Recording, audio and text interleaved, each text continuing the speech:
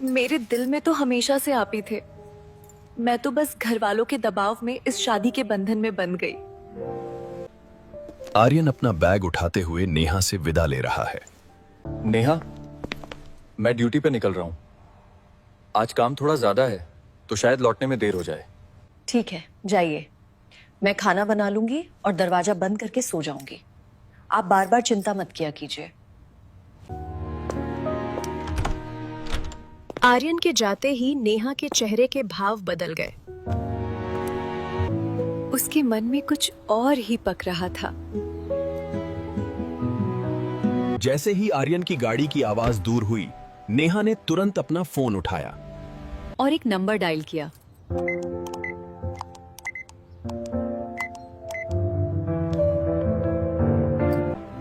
Hello Nitin ji, कहाँ हैं आप?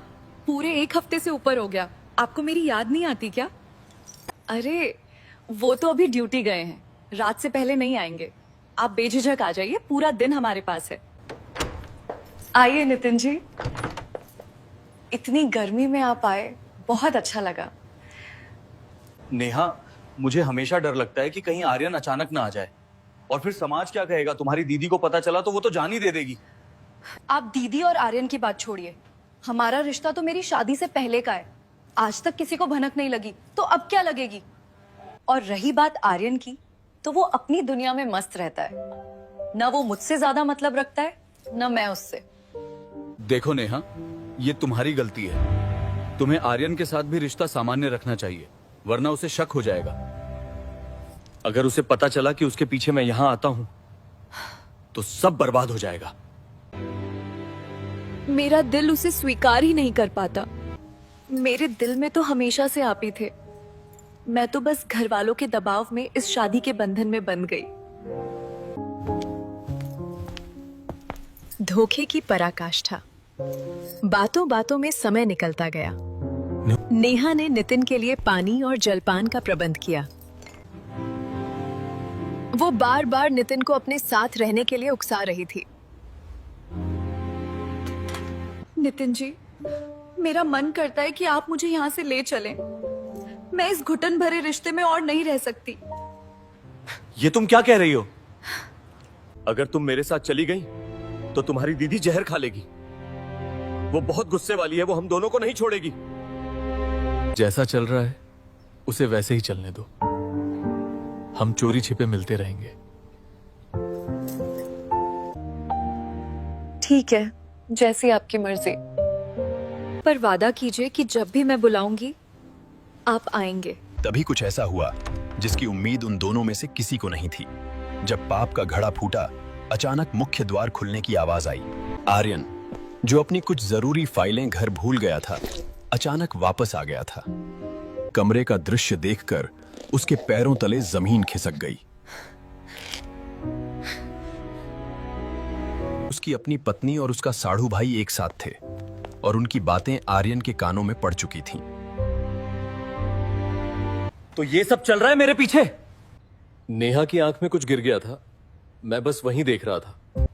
बस कीजिए नितिन जी, अब और झूठ मत बोलिए। मैंने सब देख लिया है और सब सुन लिया है। आंख में तिनका गिरा था या आप दोनों के चरित्र में खोट था, ये अब साफ हो चुका है। हाँ आर्यन, जो तुमने देखा वो सच है। मैंने तुमसे कभी प्यार नहीं किया। मैं तो हमेशा से इन्हीं को चाहती थी। ये शादी तो बस एक नाम की है। आर्यन को जैसे काटो तो खून नहीं। जिस औरत को उसने अपनी पलकों पर बिठाकर रखा, उसने उसकी पीठ में छुरा घोंपा था। नेहा, अगर तुम्हें यही करना था तो मुझसे शादी क्यों की? मेरी जिंदगी क्यों बर्बाद की? अपनी पत्नी के साथ आप ये कैसा धोखा कर रहे हैं? नितिन चुपचाप खड़ा था। उसे अपनी गलती का एहसास तो था, पर अब बहुत देर हो चुकी थी। निकल जाओ मेरे घर से। आज के बाद तुम दोनों का इस घर में कोई स्थान नहीं है। नेहा, तुमने आज पत्नी शब्द को कलंकित किया है। जाओ, जिसके साथ तुम्हें स्वर्ग दिखता है उसी के साथ अपनी जिंदगी गुजारो। चलिए नितिन जी, अब हमें किसी का डर नहीं। लेकिन नेहा, घर पे तुम्हारी दीदी। कि क्या कहेगी? अब दीदी का डर लग रहा है, जब पाप कर रहे थे तब डर कहां था। जाओ और भुगतो अपने कर्मों का फल। नेहा और नितिन घर से बाहर निकल गए, लेकिन उनके सामने अनिश्चितता का काला अंधेरा था। वहीं आर्यन अकेला रह गया, लेकिन उसके मन पर से झूठ का बोझ उतर चुका था। उसने फोन उठाया और नेहा के माता पिता को सारी सच्चाई बताने का फैसला किया। शादी सिर्फ दो लोगों का मिलन नहीं, बल्कि दो आत्माओं का विश्वास है। अगर आधार ही झूठ हो तो इमारत का गिरना तय है।